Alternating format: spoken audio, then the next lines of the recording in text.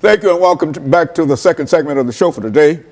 We're talking to Dr. Herbert Marbury from Vanderbilt University, and he's given us some information in reference to the institutional church. And he's also given us some excellent information concerning his background and some of the experiences that led him to us this morning. And so, Dr. Marbury, let's see if we might be able to pick up where we left off and to have you to start talking about African Americans and the institutional church from your perspective. Well, I think what's foundational for the institutional church for African Americans, and perhaps foundational for most churches, but particularly for black churches, is the Bible. Mm-hmm. You find it in the pulpits. We preach from it.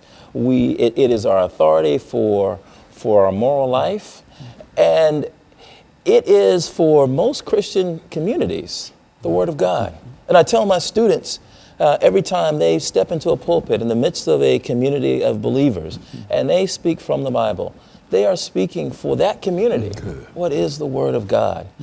And so one of the things that captured my attention when I was a student at ITC and then later at Vanderbilt, had good professors like Professor Victor Anderson and Professor Lewis Baldwin, who interests me not only in ethics, that is how black communities think about what's right and wrong, but also interested me in the history of the black church.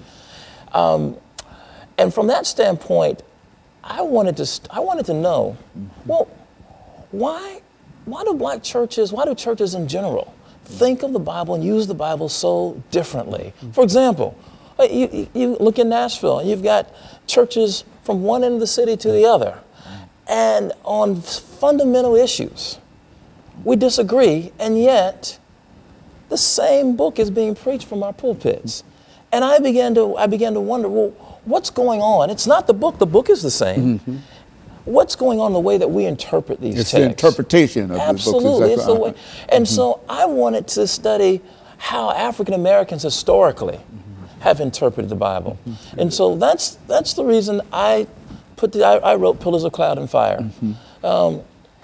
It begins to look at African American biblical interpretation from the antebellum period, starting with slavery. And I look at various examples.